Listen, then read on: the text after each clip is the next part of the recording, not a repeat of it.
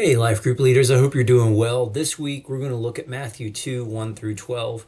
And as we do that, I just want to give you a little brief overview of the book of Matthew and just a couple themes to be thinking about as we are going into this lesson this weekend. As we prepare our people to think about the birth of Christ and now this visit of the Magi and what that means, there's a lot of overlapping themes that as we bring them together, we see this beautiful picture of how God in announcing the arrival of his son, are doing it through some very unique and sometimes ironic ways that we would not expect. And clearly the Jews didn't see it. And so as we read the text, I want to encourage our people to understand how Jesus is the one true king. And because he is the one true king, he is worthy of our praise.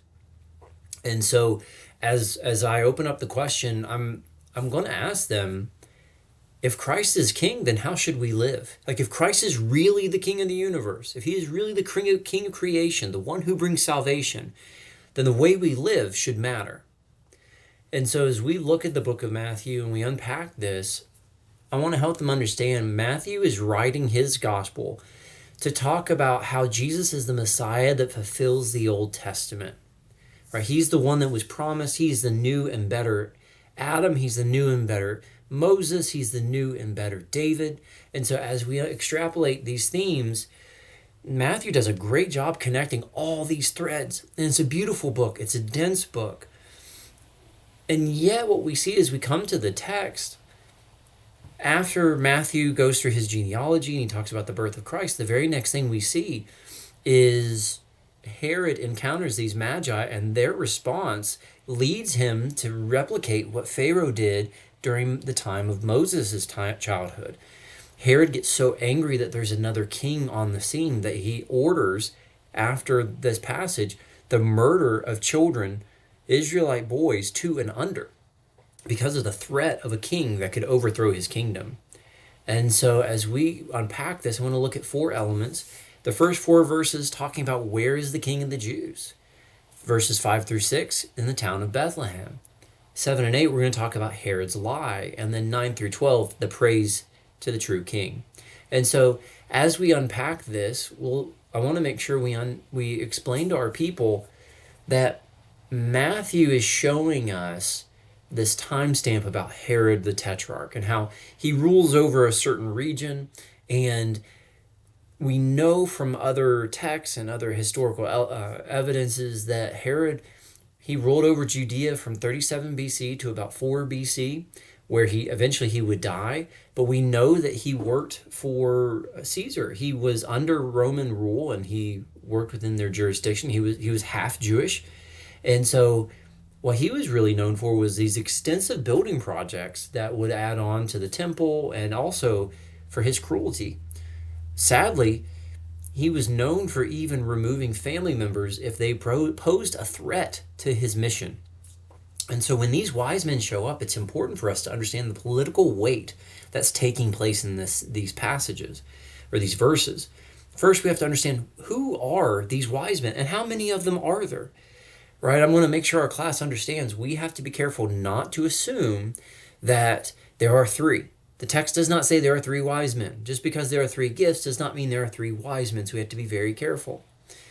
But based off of the Greek word magos, we understand that these are wise men, astrologers, sorcerers, and essentially wise priests and things like that, which would most likely have come from Babylon, Persia, people that Daniel would have interacted with during his time. These are the men that have now come because they've seen the star in the sky. They want to find out, where is the king? Where is the king of the Jews? And when they show up, they arrive in Jerusalem. Now, we don't know from the text where in Babylon or Persia they came from, but with how the word is used, it's associated with that region. And what's really interesting is if you go back to Daniel, they talked about how there was a promised king that would come from Daniel 2, 5, and chapter 6. And so Daniel would have planted seeds that there was a king who was coming, the Ancient of Days, right? The one like the Son of Man. All these descriptors would have been there, and they would have been passed down over time because of Daniel's play in their history. But as they get there, they travel east, and they travel from the land of the east all the way to Jerusalem, and they come on the doorsteps of Herod, and it says that they followed his star. And what's interesting is this language of the star of the king, it actually connects to Balaam's oracle in Numbers 24, verse 17. It says, a star shall come out of Jacob, and a scepter shall rise out of Israel. This indicates, for us, we know this is the Messiah, but notice the language. His scepter will rise out of Israel, meaning he will rule outside of Israel, not just in Israel. And so this king, this Messiah, he was a powerful figure. And so as he comes into Herod's temple and they tell them these things, we don't know how many are there, but we know that they're searching. Right? They've been traveling for a long time. They're trying to figure out what's going on. They traveled hundreds of miles. And we see it says that the star led them to Jerusalem. And it could be that they assumed that the king would have been born in the palace. Right? Like, why would we not assume the king of the Jews? Why would he not be come from a royal family? And yet what happens is they arrive and they're not even in Bethlehem yet. They stop at the palace and they realize he's not there. And so as we start talking about this king, this promised king, the one we're waiting for, we have to help our class see Christ is king. Right? He has always been king. The Son of God has always reigned from the throne with the Father and the Spirit. They were there in eternity past. They'll be there in eternity future. And we know that even Adam, he was supposed to lead creation. And yet, as the first Adam, he failed. He gave his authority over to the serpent. That's why Christ, as the second Adam, completely restores and reorients our relationship with God in a way that Adam failed to do so. And so the beauty is that even though Christ was our king, he came to live a life of humility and servanthood, and eventually to die on a cross. And he did this because he loved us. And so God foreknew all the ways that it would take to get to this moment. And so we see all these prophecies, and now we're seeing fulfillment coming true. But the response of Herod is what's really interesting. So they come and they tell him, we're here to worship the King of the Jews. Where is he? Where has he been born? And Herod says, well, where is he? What do you mean? Where is he born? And so we see some interaction here. And then they'll find out it's in Bethlehem in a few verses. But what's interesting is in just these few verses, Matthew has noted king 3 times and not associated, that it is not necessarily Herod that's the true king, even though he's been labeled as king. But there's this juxtaposition going on. We see that Herod is acting like a king, ruling over the people, but he's not the king, the true king of the Jews. And so we see there's a political unrest coming on, right? And we know that Jesus is from the line of Judah, from the line of David, from the line of Abraham, if you go to chapter 1 of Matthew's gospel. But none of these things are true of Herod. And so he becomes troubled, but so too does Jerusalem. Now, it could just be because there's been so many political shakeups recently. But then we get to the meat of it. The Greek word for the men that Herod calls on to give him the answer in verses 5 and 6 actually indicates that these wise men, or these scribes and these chief priests, they play a big role in the Sanhedrin. And they're also affiliated with the high priest. Now, the scribes are those that would copy the scrolls and pass on to the next generation. But we see all of this is leading to the fulfillment that the Messiah has come, and now there's political unrest. Things are shaking up in Jerusalem. And so he finds out he's been born in Bethlehem. Micah 5, 2 and 4 talked about how out of Bethlehem we would have our Savior. And actually 5 and 6 actually are these verses. It tells from Bethlehem, right? Fulfilled by the prophet, from the land of Judah, there will be a ruler from Judah. And he will come as a ruler, but also shepherd for God's people. And so we learn that Christ is not just a king. He is also the good shepherd. And so there's beauty there. There's love there. There's compassion there. There's intimacy there. He knows us in relational ways. But then Herod's response, he summons the wise men back secretly so no one could hear. And he tells them, when did this happen? What time? We know it's in Bethlehem. Actually, I want you to go to Bethlehem, find the child, and come back to me so that I too may worship. Now, in a few verses, Herod's going to issue the murder of all of these young boys 2 and under. And so we know he's lying out of the context. He genuinely does not want to worship. And so we learn a little bit more about Herod's reputation in other resources, but he was a cruel person. He killed his sons and his wives if they thought they were against him. And the sad reality is when he says, I want to worship him too, it's a clear lie. Now, we don't know if the Magi understand that until later because they get a dream that they need to leave. And so we know that's how the passage ends.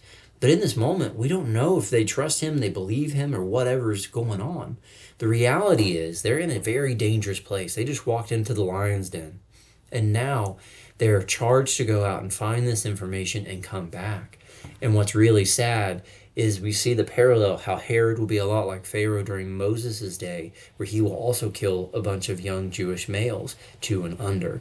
And so again, we see how Matthew is depicting Christ as the new Moses, the greater Moses. So the scene changes, the Magi leave, they head on their way, they follow the star all the way to Bethlehem, and then they rejoice. There's this great celebration and praise. They walk in, they find Mary, and then they find the child. And their first reaction is they bow down, they worship him, and then they give him gifts. Now, I don't want to talk about the symbolism of the gifts too much. It could be that they are foreshadowing the things to come. It could just be part of the tradition. So we know that they give frankincense, gold, and myrrh. You would give gold to a king out of reverence for him. Frankincense was something you would give typically in worship at a temple, and myrrh was something typically used for preparing the body of the dead. So there's a few foreshadowing there of Christ as king, Christ as priest, but also the sacrificial lamb. And so you can look at my notes and I'll go deeper into that. But can you imagine? Mary has witnessed an angelic revelation. She has conceived through the Spirit. She had a virgin birth. The disciples or the shepherds heralded the praise of the King. And now we see the prophets with Anna and Simeon. And now we see the Magi coming. Her life is completely upside down. And yet God is doing a beautiful thing. And so we want to be intentional that as we look at how God is using this moment, understand the significance, right? God sent these men to them. He put the star in the sky. We saw this beautiful display. But then we also see he stops at Herod to make sure he knows the king has come. And finally, we see that through it all, God protects his son. And the last thing I want to encourage you is we challenge our people. Christ came to save both Jew and Gentile. And the irony of this is that the Gentiles are bowing down in worship of the king. Right, fulfilling Isaiah 60, I think it's verse 2. And yet we see so much of how Christ fulfills through his ministry that he is the Messiah King who's worthy of praise, and he draws the nations to himself. So I just want to encourage you, encourage your people that if Christ really is King, our lives should be different. We should live under the authority and teaching of Christ. We should be completely devoted to worshiping Christ and Christ alone.